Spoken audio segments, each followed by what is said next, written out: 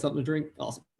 Mm-hmm. Well, again, for those that are just jumping in, welcome. Excited to have everybody here. First and foremost, we have two great folks on here. I'm just sitting here making sure that the dots get or the I's get dotted and the T's get crossed. So two of my real close friends, Pete and Alex, they'll get to introduce themselves in a second. But really the thing that we want to accomplish today are what are the keys to revenue and the impact with RevOps. I think we're all here and we're all feeling and seeing this RevOps wave. Even perhaps if your company hasn't actually changed the title from sales ops to RevOps or anywhere in between there, what we're realizing is there's an increased amount of technology, an increased amount of focus on process and scaling and efficiency. And we really want to unpack a few of those components today. So excited to be here. As always, we love people participating. So if you have questions, drop them into the Q&A section. That's one of my responsibilities to make sure that we get those answered for you. But otherwise, we'll be able to turn the mics over to the guys that actually know what we're talking about here other than me.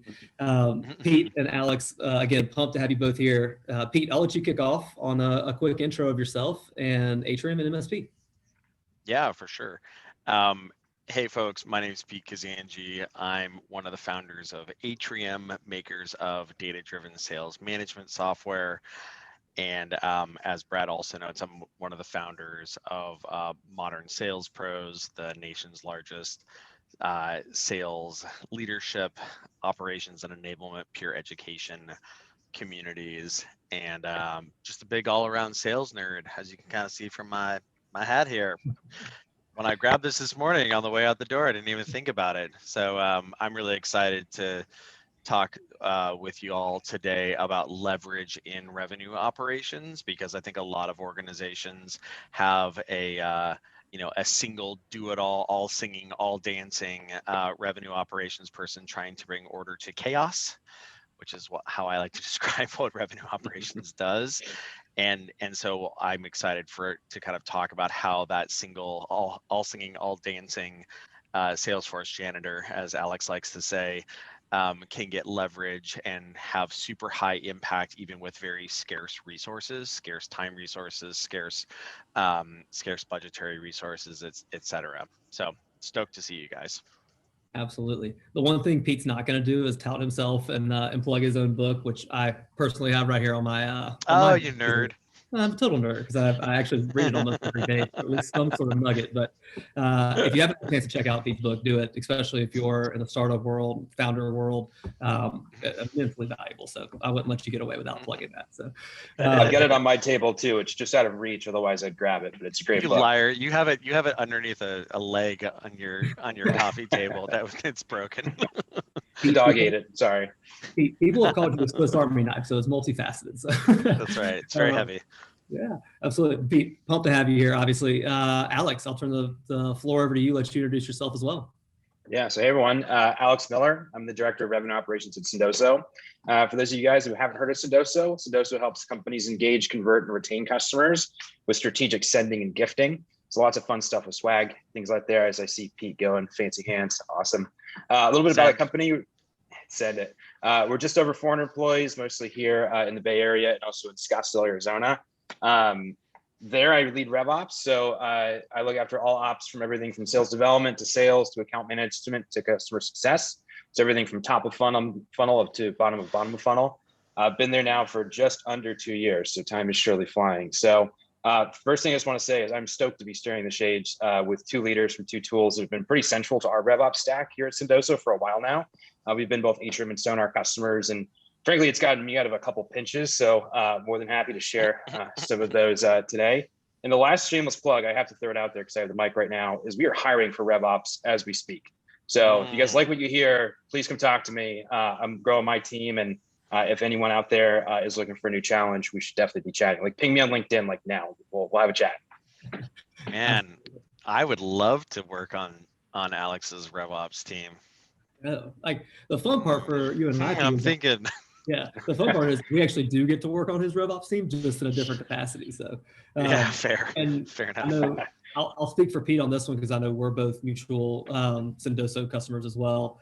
Even Nick, one of y'all sales leaders that I've come pretty close with over the last couple of months, drinks his own champagne, sends me books all the time from Sendoso. So Awesome. have to give him a shout out and tell him thank you. Yeah. But dude, we're going to dive in. And again, I can't stress this enough to the folks that are participating.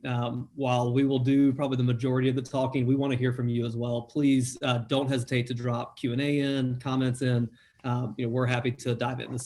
We put these sessions on so that not necessarily that we talk the entire time, but that we help you answer some of the problems that you're facing right now as well. So that being said, guys, let's strap in, buckle up, and we're going.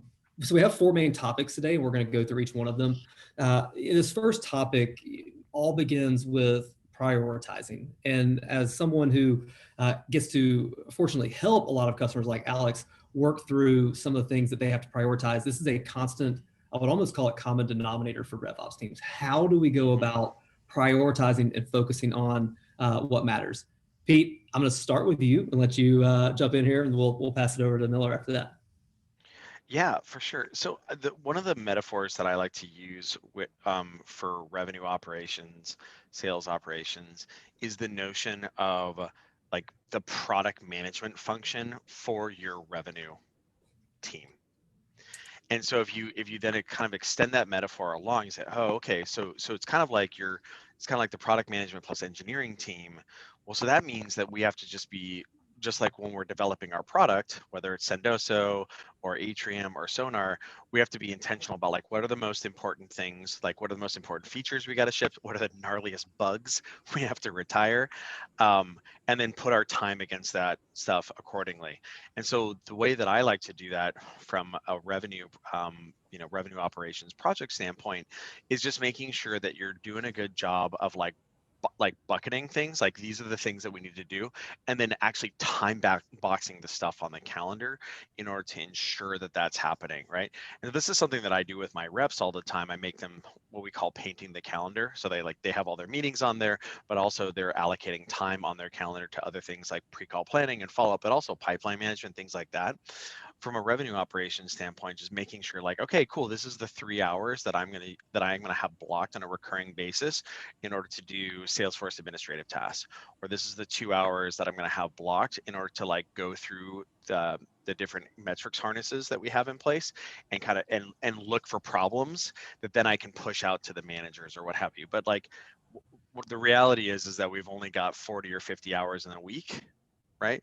And as we like to say on my sales team, calendar is destiny. So then just like slicing it up, because then you can look in the past and say, what did I spend all my time on? And also what you're doing is you're allocating those time resources to the things that are the most important. And if you look back and it turns out that you're spending a lot of time on like bullshit, you can point at it and be like, cool, I'm not doing this anymore because I've got to implement CPQ or whatever. So time boxing and good calendar management is the way that I like to think about that. Oh, that's so spot on. I think the hard part for a lot of folks is they typically have to learn that the hard way. And it's when they don't actually manage their calendar the right way, they get overwhelmed, consume too much, and yeah, it's chaotic. So you're spot on. Yeah, Alex, what does your Slack inbox look like right now? Yeah, I like try to, and like nights and weekends, like get my unread email count down to like 200, and then you come in on Monday morning, it's like back to 300. But Slack's, yeah, it's just a different inbox. But I couldn't agree more with what Brad and Pete said. If anything, like I felt on a molecular level, the pain that is not protecting your own calendar and your own focus, your own bandwidth. A couple of years back, I had my company at the time sent all engineers, and then they grabbed like a handful of other folks in the company to send through Scrum training. And it was super fascinating process to go through to just see like, how do developer teams, which are, known for like radical focus, just execution, putting a moat around what you're trying to focus on and make sure that nothing crosses that moat, interrupts you. I don't think it's like the perfect way of RevOps, because of course, like RevOps is you're the firefighter, like stuff's gonna fly out of left field that you don't plan for. But I think nonetheless, like just kind of keeping focus on what's important and making sure that you have time to actually execute on those things that are important is huge. Funny enough, like I like probably a year ago got really fanatical about blocking time on my calendar for my own focused work. And here's a hack: if you guys are a Google shop, you can actually set those calendar blocks you put on your calendar so that you're out of office, so that any incoming calendar invite over that time automatically gets declined. And like I used to make a really savage. I used to make a really snarky like calendar event title, which was like, if you block over this, you're telling Alex he doesn't get to eat lunch today, and then that also stop people from booking over it. But you know, jokes aside, I think like you have to protect your own focus. You have to keep the edge sharp, and you know, if you don't, what happens is then you're working like your work is actually done between like 6 and 10 p.m. or like on Sundays, and like that's not a recipe for success. Like that's how you personally don't scale. That's how you burn out. And especially if you're leading a team, you know, or if you're a one-man shop, like, you know, there are a lot of people that are depending on you to be like top focus, and you know, that type of burnout leads to some bad outcomes which we won't discuss here. But of course, like you owe it to yourself and your company to keep that time sacred. Absolutely. One of the things that I take away from that, and I was taking notes because I'm trying to sit here and learn from you guys right now, taking that product management mindset, Pete, obviously you mentioned that, and doing the time boxing. Miller, yours was interesting too, because even with the out of office hack, the one thing that I take common denominator away from a lot of this stuff is the hardest thing to learn how to do, but it's the polite way to say no. And I think if there's anything in this role, you have to be able to say no. You'll learn quickly, stub your toe the hard way by saying yes too often, and you're just overconsumed and overwhelmed. But the polite way to say no is such a key factor. Totally. And I'll add one thing to that is kind of back to that Scrum mentality. And a big part of like how a Scrum team works is they keep a really groomed backlog of just like, here are all the requests, all the things that we're tracking on our radar. Here's everything that if we had an extra day a week, we'd probably start chipping away at. And like with my team, as we've grown, like we've had to like really be, you know, fanatical about like, you know, hey, every single request that comes inbound is not something that we're going to drop everything and go work on. So like what gives people confidence is saying, hey, okay, we've got it. It's in our backlog. We're tracking it. We've got someone assigned to it. There's probably a data sign there. And if you do that right, you can use that as essentially a shield to say, and I joked, Pete and I talked about this recently, which is like, if someone comes to you and they're like, hey, I need this ASAP, you could be like, well, here's where it sits in the backlog. And like, if you're telling me that this task is more important than the CRO's task is sitting in front of you, like I'm happy to have that conversation, but it's probably not going to end very well. But it just brings transparency around like, hey, it's not like people are throwing stuff in RevOps and they're like, man, what's going on? I haven't heard anything from them. It's like, if you can keep that, and maybe that's in Asana, it could be in a Google Sheet, honestly, just something that, you know, folks can see like, okay, cool. You're on it. You're tracking it. I see what you're working on right now. We'll get to this in the next, you know, in the week, the month, you know, structure stuff in sprints if you want to, but I think the transparency is key, and that helps you say no, because of course people are like, okay, it's not no, it's just no, not now. And they can kind of see how that progresses and changes. Where do you track that right now, Alex? What do you use for that? We're kind of, RevOps is like this funny like team that, you know, you have one group that uses Asana, you have a different group that we work with that uses Trello. Like you kind of have different project management tools. You're in everybody's place. Yeah, we're kind of in everybody's right now.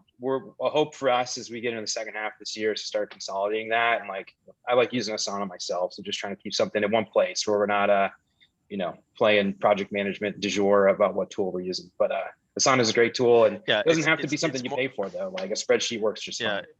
It's less about the tool and it's more about the consistency of like the actual sprint planning, where it's just like, here's the backlog and let's go shopping for things and pull it into the current thing. Oh yeah, how do you do that? Oh, by making sure that you have a recurring meeting on the calendar to do that, because calendar's destiny, turns out. Calendar's destiny. What a great segue back into that. Actually, I'm going to now segue talking about tools, because one thing that we talk about, one, we have to have the right principles in mind to be able to go and execute these things, have the right foundations of one, being able to say no, being candid with your team, being transparent and showing them, whether it be in a project management tool, a spreadsheet, anything like that. But really on a RevOps side, empowering yourself with the right tools is going to be key. And we all know what the other side of this looks like. You can have tool overload and you can have too many things and it becomes noisy and cumbersome. So, Alex, we're going to start with you, but when you think of your journey, especially of owning RevOps for Sendoso for so long and building into what you currently have now, and again, building your team out, anybody that's out there wanting to talk to Alex, again, jump on his LinkedIn. But when you think about empowering yourself and your team with the right tools, where do you start? Yeah, and I think when I think about our stack at Sendoso, like, we're in this awesome MarTech space of which there are lots of vendors that are customers of ours, we're customers of theirs. It's just led to us having a pretty full stack. And I think what's been more of the rewarding parts about working at a company that has a full stack is looking at all the different ways that you can stitch things together. But of all the tools we have in our stack, we don't have a lot that are, I'd say, on our RevOps team inwardly facing. We have a lot of outwardly facing tools of which we admin for other teams. And some of those tools, no surprise, Atrium and Sonar are two being very central ones, are ones that we use to keep like our own team in check. And the way I think about that is the following, like, we're looking at tools that help us bat well above our headcount, meaning like, we're not a company that's going to go out and hire a team full of Salesforce admins. Like that's just not where we're at in our growth, nor would that be productive, frankly. So, we lean heavily on technology to help keep our team focused and frankly, like make us just super efficient at what we do. I think when I look at what Sonar does for us, it lets like, no surprise, like we actually don't have folks on our team that are like Salesforce system architects. But like using a tool like Sonar, are there a lot of places that like, there's not a lot of people, there's not a lot of those humans out there and they're working at consulting shops.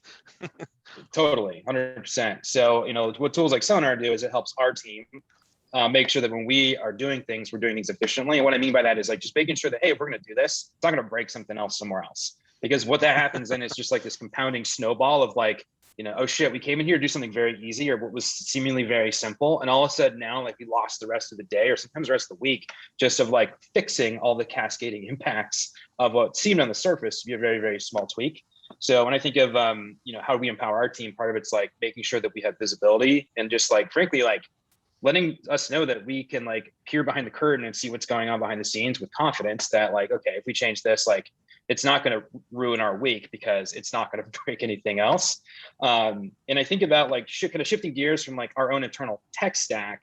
We have been like Atrium's been at Sendoso longer than I have. So it's cool because we have all this historical data that's been living in here that, frankly speaking, like keeps us working efficiently on the ops side because so many of the reporting that we pull out of Atrium is stuff that I would have otherwise or someone on our team would be building manually. Like, okay, here comes again, like the same Salesforce request. So let's go back and build something around win rates. Like, what does ramp time look like for different reps? I'm sure we'll talk more about that in a little bit. But, frankly, just having a tool that frankly, like gives us easier access to the answers we need, keeps us focused on whatever that next task is. And I think like, I look at these two tools as something that has probably had a amplifying effect across like our ops teams, just because again, we can actually get more done with fewer people because we have these tools that are propping us up. So I'll come up for air here for a second because I know Pete's probably got some great insights on this as well. But I think when you think about tools in general, like don't be afraid to go to your CRO, whoever ops reports to, and say like, hey, we want to spend money on a tool that helps our internal ops teams. Like there's a very indirect benefit that brings to all reps and other folks on the House team. I mean, Atrium is a little bit more, let's say, non-ops facing. But I think you can't shy away from like investing in tools to help your own team because that's what makes all the other tools work better. Yeah, drop the mic there. I think the thing that we end up seeing, like, it's a little weird with us because, Atrium as a data-driven sales management software, on the one hand, it's designed to like make managers, SDR managers, AE managers, et cetera, like as sales nerdy as all of us kind of like RevOps nerds. So, but on the flip side though, it's also kind of one of those things where like, revenue operations person, like when they can jump in there, it's, it kind of gives them superpowers as well, because like they know exactly what it is that they're looking for and they can just pivot things very quickly, as compared to, your traditional BI, like a Tableau or a Mode or Google Sheets or what have you. And so I find myself doing this like crazy where I want to like ask a question for like, about like what we were just saying, like, what's driving a win rate problem for this rep? And then you want to get under that and you want to get into the conversion rates. And like, I could do that. It would take me in Salesforce, it would probably take me like 6 hours or what have you. Or alternatively, I could do like 6 clicks, right, in Atrium and kind of debug on that, right? Like I remember when the COVID was hitting the fan last year, one of the things that a bunch of our customers were like, oh my goodness, is this like negatively impacting our business? Because like we gotta pivot accordingly if so, and maybe think about like personnel changes and what have you. And so I remember doing this with a couple of our customers just to kind of be all hands on deck, being able to like throw together some quick dashboards really quickly that were topical. Like, oh, okay, well, like let's look at the leading indicators here. Is our first meeting volume deteriorating? Is our opportunity advancement or conversion rate deteriorating? And for some organizations, organizations, it was like, oh yeah, it is. Oh yeah, oh yeah. Oh, you're in the travel business? Oh yeah, it is.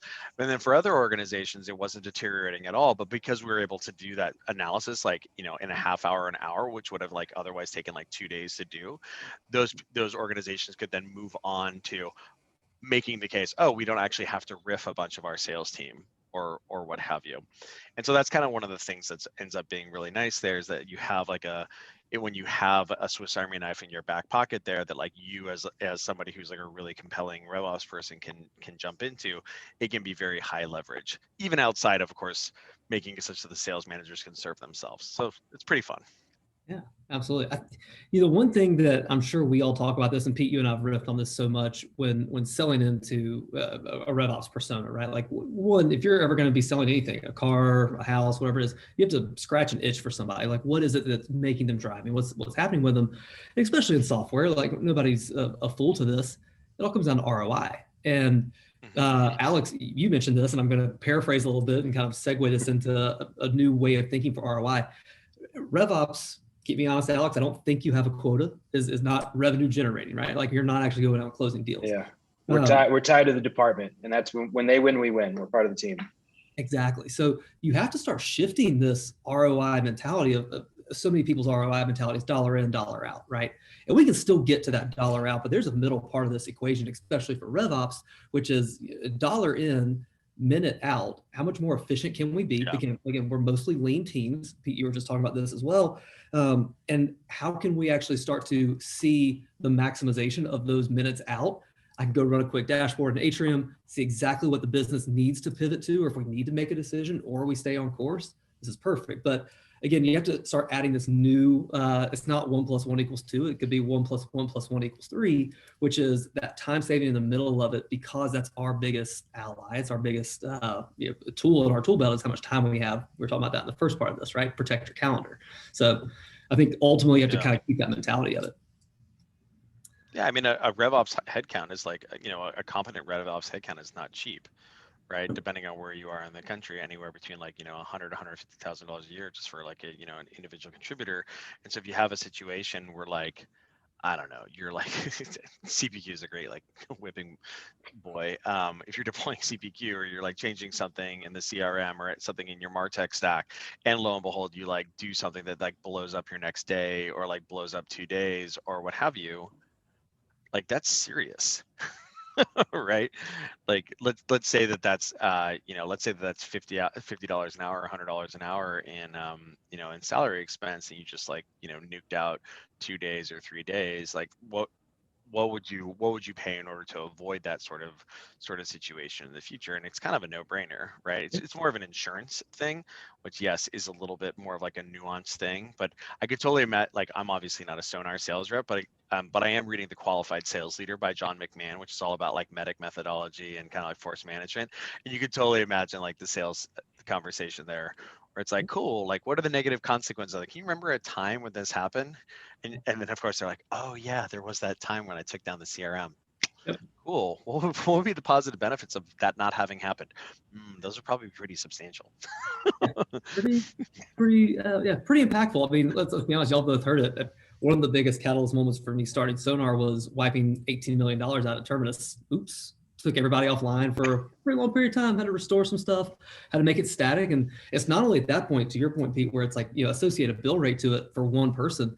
No, associate that bill rate to the go-to-market teams, which we're actually about to shift to. How do we empower them? But it's costly. So yeah, what do you pay using systems like Sonar and Atrium to keep these things on the tight guardrails? So beautiful segue there. Now we've worked about empowering yourself and the RevOps leader for your team. How do we shift to empowering the sales team? And Pete, we'll start with you, but this is a big one because there's a lot of factors of scale here, a lot of efficiencies we have to look at. But yeah, how do you empower your sales team with it? Yeah, so I think that the biggest thing, one of the biggest sources of leverage for a RevOps team is like tooling and like documentation in order to facilitate like devolution, democratization. So like get it off of your plate such that somebody else can like do it themselves.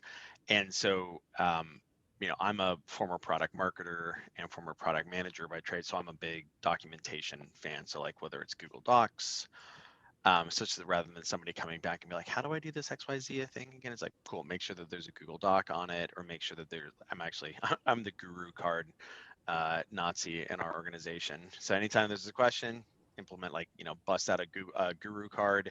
It's so that people can start self-serving themselves rather than using the most annoying form of FAQ in the world, Slack. And and so I think that that's a really important thing, is like always kind of be proactively thinking about like, what can I devolve and what can I get in other people's hands. The way that we see that happening a lot with Atrium is when you have, say you've got a revenue operations person, you're trying to support 4 or 6 sales managers, what have you, that can add up to a bunch of analytics requests, right? And that can also be a lot of reps under those in order to kind of like monitor. And so one of the kind of the highest impact things that we find when we're talking with our customers is, oh, you're telling me that this software is usable enough and proactive enough for a sales manager who's, a recently promoted account executive who doesn't speak sales math necessarily, but like they can understand kind of the meat and potatoes of how many customer facing meetings their reps are having, how many like new opportunities are flowing into those reps pipeline, what everybody's win rate is, all the sort of important leading indicators. Like they can do that on their own and they don't need me to be sales nerding it for them. Okay, cool. That's pretty powerful, right? And then of course the managers like it too, because like, let's be honest, as much as they love hanging out with revenue operations, I mean, I think asking, kind of continually coming back to the well and being like, so remember that thing I asked you about 60 days ago? I'm here to ask you about it again. Like they feel bad about that. Right. And so this can be a very harmonious win-win, where you can enable these folks to have new muscles and allow them to do data-driven management on their own team without revenue operations involvement. Well, phenomenal, because then they can do that, they'll have better outcomes, and then you can spend more of your time breaking the CRM and taking down the revenue stack, right, Brad? Absolutely. Well, there's 2 really good analogies I've heard recently, and I never would have thought about it in this concept, but it plays to your point very well, Pete. RevOps is almost like referees in a sporting event. Sure. The best referees are going to be the ones that have the game running smoothly, and it's not the one where you have to go argue with a referee, or now they have to go to the tape and review. They're making all the right calls. They're actually like facilitating the whole game, and if the best refs in the world are the ones that are behind the scenes and you don't know their names, there's not a camera on them for 45 minutes, like watching a tape review or something. So it's Right. It was a really interesting analogy, but Alex, I know like from your team perspective, as it even continues to growing, you're still empowering your sales team. Curious to get your thoughts on how you go about that. Yeah, I think, and Pete kind of touched on this a little bit. There's obvious, we've already talked a lot about like, what can you get off RevOps plate? I think there's a lot of tools that can, help reps self-service things. But I think when you zoom out and you're like, well, why do you need to self-serve something? It's I like to think of it as a way of like teaching reps how to run their own business. It's like, hey, you on a micro and macro level should understand like, what are the inputs, Mrs. New Hire AE, that like you should know like what the inputs are that should make you successful. And like, that's the type of stuff that you should be measuring yourself against. And, obviously there's Atrium helps us do that tremendously. And just looking at like a lot of these, like, new meeting loads, or like, are you taking a lot of first meetings? Or are you taking more second meetings? How does ramp look? Like, here's how you're trending in your first, month in the role relative to your peers. There's a lot of that stuff that I think we can self-service. And frankly, like, ops just would not be able to do, we wouldn't be able to measure that. We need like a full-time analyst who would just sit there and like continuously crank like a bunch of Salesforce reports for different members of the team. But I think when you can kind of teach reps how to run their own business, but also make like insights visible for like, okay, if you're a new hire, you're probably looking at who was at the top of the dashboard last week. And like, you want to know what they do, and you want to make sure that you're doing those same things. So, we, have built a cool culture, I guess, of like transparency on our sales department. And this isn't unique to sales. I think same thing for SDRs, same thing for post sales, just like, a transparency culture of just being open around metrics. And like, there's no, like, what your best rep is doing shouldn't be a secret to the rest of the team. Like, that's a pretty bad culture. And I think, what RevOps can do, on a zoom out basis is kind of like lead by example. So like one thing that I did it this morning at 8:30 in the morning, every single Tuesday, and I've been doing this now for 2 years, I would do a metrics review with the entire sales department.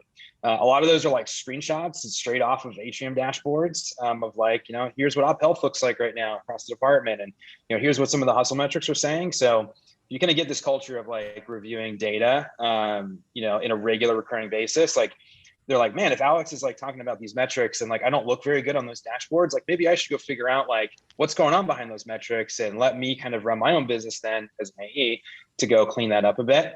So I think a lot of just, making sure the data is open and available is a huge part of that. And like, if you're not an Atrium customer, like, put a bunch of Salesforce reports in a Google Doc, or like, as Pete said, if you use a tool like Guru, just be like, hey, here's some of like core basic inputs. Like, here's how many meetings you had week over week, and just make that stuff available. I mean, obviously Atrium's a tremendous tool to make that, not only do you get the data, you actually get the insights and leading indicators and all that good stuff.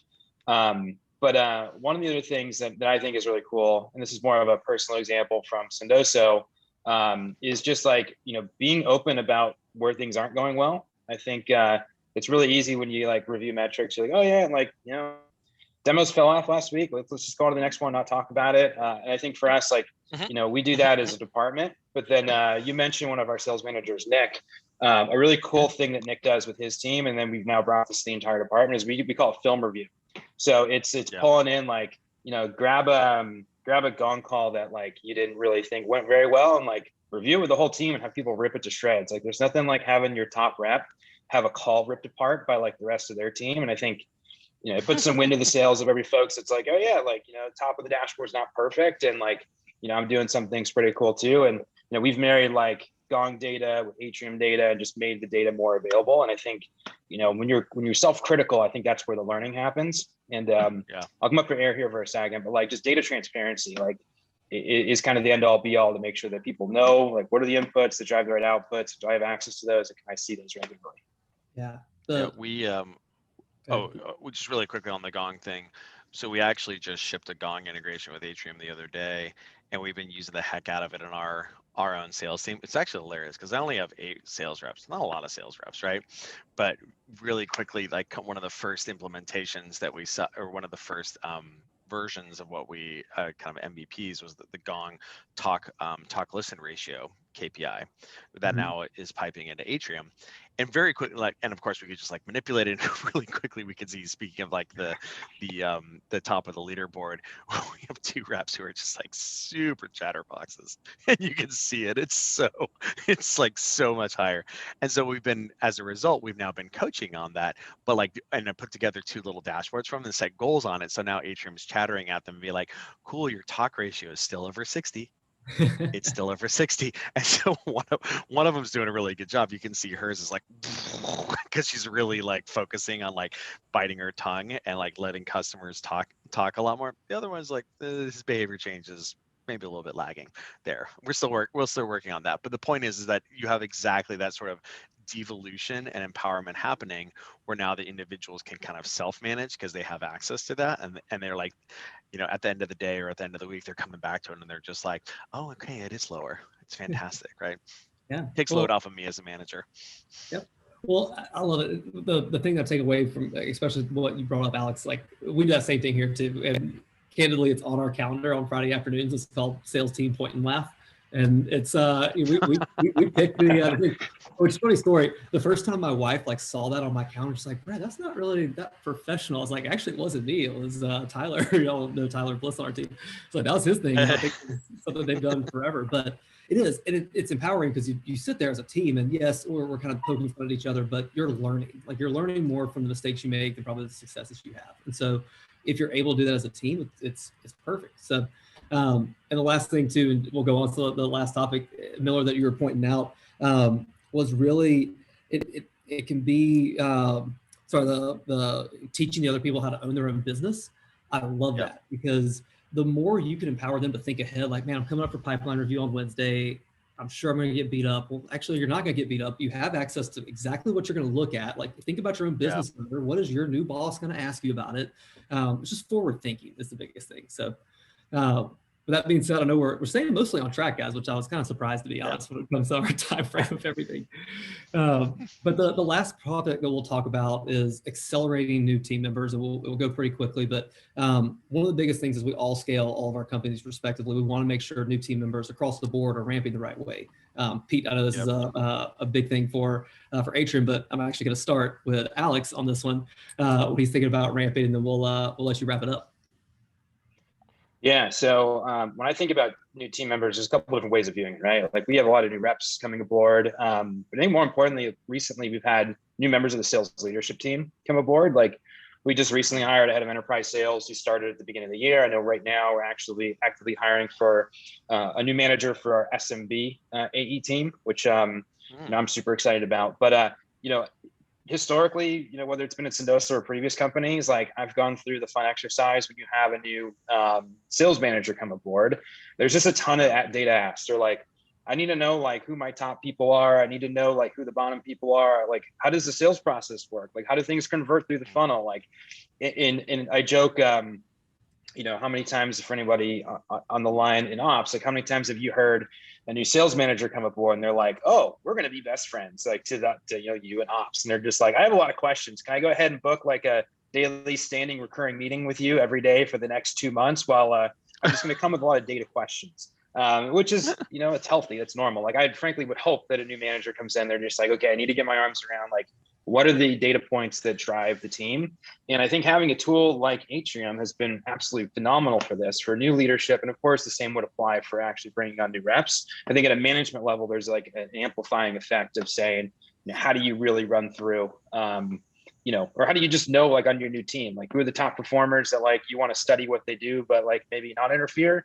Who are the bottom performers? What's the delta between those groups? What does ramp look like? Like who's behind ramp and who can you contribute quickly to help get things back on track? I think those are the types of things that are hugely impactful. Like just having access to easy data, just insights at their fingertips. Like I've worked, let's just say in new orgs and new roles, absent a tool like Atrium, where like you have a new manager come aboard and you're just like, oh man, like block my calendar for the next like week, because it's just going to be like constant Slack messages. And it's a good thing, to be very clear. It's like, this is why you hire fresh blood, is to have these questions and need insights. But, the opportunity cost, of course, can be pretty big of saying like, hey, help a new manager for the next month straight. We've got a lot of other stuff going on. So, I think about new manager coming aboard, just having easy access to data is what gets them ramped quickly, which I think is huge. When I look more selfishly, like at our own team and like hiring an ops, I think, it's funny. We actually just brought on board a brand new member of our team a couple months ago to do customer success operations. Shout out to Joel. Nice. And, one of the first things that, I gave him was like, hey, like here's Sonar, like log in, inside there, you're going to see all the connective tissue behind the scenes in Salesforce. And, have confidence. And this was a big thing when you have new folks come aboard. Like I've been in that position myself where like, nothing, I would say nothing kills like a new ops hire's ego or confidence, feeling like they're breaking something because they're moving too fast, too soon. Or funny enough, like the inverse of that's also true. Like feeling like they're slowing things down because they don't see the connective tissue behind the scenes. And therefore they're like not ready to like jump right in and roll their sleeves up and make changes. So I think for us, like having a tool like Sonar that just says like, hey, like, here's what you need to do. Like, here's like, go make this change. Here's everything that touches that thing. So you don't have to worry about anything outside of that. And like, we've noticed that ops hires come on board faster because like, again, they can just make changes without having to like stop and pause or, pump fake or anything like that. So I look at these two tools and it's like, what's gotten people time to value and back to ROI and stuff like that. Like that's a great metric that I think, I always keep in my back pocket around renewal time. Hint, around what's going on with these tools and like the value that we get out of them as a company. Absolutely. I love it. Well, I think the thing that I think about, especially on the Sonar side, most of the stuff, back to the very first topic, we don't have always the best documentation on. So you get somebody new in. Like, I'm going to go break something, probably because What documentation? Word documentation, right? Well, and Yeah, also we just name everything very, very, very well, right? In the 80 characters or whatever you're allowed for the flow of the workflow or whatever, right? That's all the exactly. documentation you need. Just really rich naming conventions, right? Exactly. But I mean, it's one of those things that we see often, that the faster you can understand your business, the faster you're going to make a business impact. Point blank, right? I think that all comes down to how we ramp the right ways. Pete, I definitely want your thoughts on this too. Yeah, I mean, I think the on the new team member ramp, one of the things that that folks get head faked on from a data-driven management standpoint, especially in kind of like non-velocity sales motions, right? So like Sendoso, I think Sendoso's ASP, I want to say, is like, in the 20 to 40K range. I remember like Terminus's was kind of like pretty similar, what have you. Those are like 90-day sales cycles, 120-day sales cycles. Kind of depends on how beefy the ops are. And so like when you're bringing on new reps, right? When you're in that kind of like first 90 days or first 120 days, or like it's kind of like, how's it going? Yeah. Because like the lagging indicators, they literally can't show up Mhm. for, I mean, at minimum 90 days, but like, you get your first month where you're doing training, or month and a half where you're doing training. Like, so you can't, like, you're in that weird kind of like like area where you're between 1 and 2 sales cycles. And so if you're not paying attention to the leading indicators of like things like new opportunity inflow and customer facing meeting volume, opportunity advancements and conversion rates and what have you during that, you're like kind of just like whistling past the graveyard. And so when you're hiring a bunch of reps, that's a really, really important thing to like understand. Okay, cool. The new reps are coming into, especially when you're a high growth situation where you actually have a cohort of reps that are ramping and maybe in like month 3 or 4. And in order to hit your plan, you're actually then onboarding the next cohort, even while that previous cohort is still in kind of like the twilight zone. And so having the good leading indicator ramping information is just like wildly, wildly important. It's actually one of our kind of like most provocative disco questions, where we say like, so, how do you go about instrumenting the health of new rep ramp? Yeah. Like the awkward silence. It's like, oh, time to first deal. Cool. So how long does that take? Oh, we want to see ops start dropping in like month 4, 5, or 6. Okay, cool. What about in month 1, 2, 3, and 4, and 5? How are you tracking success there? And it's kind of like crickets. So I think like having good kind of like leading indicators there, and then like seeing what that ramp looks like, and seeing if somebody's under everybody else or maybe above everybody else as well, ends up being super, super important. Absolutely. Well, I know we're getting close to top of time. Obviously, for the folks that are on the call, by all means, we'll save a couple of minutes extra to answer any questions you have. But yeah, Pete, you're spot on with the ramping, and even some of the quote provocative questions. Candidly, we ask sometimes like, "Hey, how often are you breaking Salesforce?" And sometimes people don't necessarily want to be like, "Is this call being recorded? I don't want anybody to know that I'm breaking Salesforce. I break it, but then I fix this, so it's fine." But ultimately, we know what the problems are. No So one noticed. yeah, no one noticed. So 0 times actually is the way to answer that question. So one thing we had a question come through. We'll ask this real quick. I know we're getting close to the top of time. We talked about this at the very beginning, but any tips to being able to say no? It's a tough thing, right? And nobody really wants to be a no person. They want to be a yes person. But when you think about that, you say no. Any tips of setting expectations for that? Pete, why don't you start? I didn't really give him that. The way that I like to approach that is to say like yes in a way that makes them do it next time. Mm-hmm. Like use that as an opportunity. It's like, hey, do you have a resource for XYZ? Right? And I'm like, yes, I do. Or like, can you get me XYZ? Yes, we can. Here is this self-serve resource. Or let's go ahead and spend 15 minutes where we're going to put together a dashboard for you, like, maybe an Atrium or what have you. And then now what we're going to do is you're going to have that resource. And essentially what you're doing is you're like killing that ask, that recurring ask in the future. So you're like giving them something, but in a way that allows you to like going forward, you're essentially like saying a micro yes to enable you to like not have to say yes 15 times more in the future. That's a way that I like to do that. Or kind of like the no that is a yes is the, oh yeah, here is what is available for you to do that. Right? Like, yes, no problem. Here is the way that we can do that. Right? As opposed to like, no, I can't do that. I guess it's kind of like internal objection handling, right? Like, here's the better way of approaching that. That's how I like to approach that. I love that. Alex, drop a quick thought on us on that same topic. Yeah, and I think sometimes how easy or difficult it is to say no is often depending on like where it's coming from. So, sometimes Sure. I'm not going to say the easier ones to say no are the ones that tend to come from ICs. But kind of back to the, how do you enable people to be able to answer their own questions? Sure. So one of my favorite, I call it deflection strategies, which is a really bad way to describe it, is saying like someone be like, hey, can you help me with like, you pull my win rates from last quarter? I was like, hey, like here's a report. Like if you want to take a stab at it, bring me whatever you got, and we'll look at how far you got and kind of see how we can pull it over the finish line. And the next time the question comes around, they know that like, don't come to Alex unless you've at least tried it yourself first. Like, don't come, like, we're not going to start from square zero, but like, I will help you drive the final 20% of the project over the finish line. Again, if it's just a simple like reporting ask, which let's be honest, tends to be a significant part oftentimes of what's crossing RevOps' plate. But I think for some of the more larger and meaty things, the hard parts about RevOps is like you get stuff coming from different departments.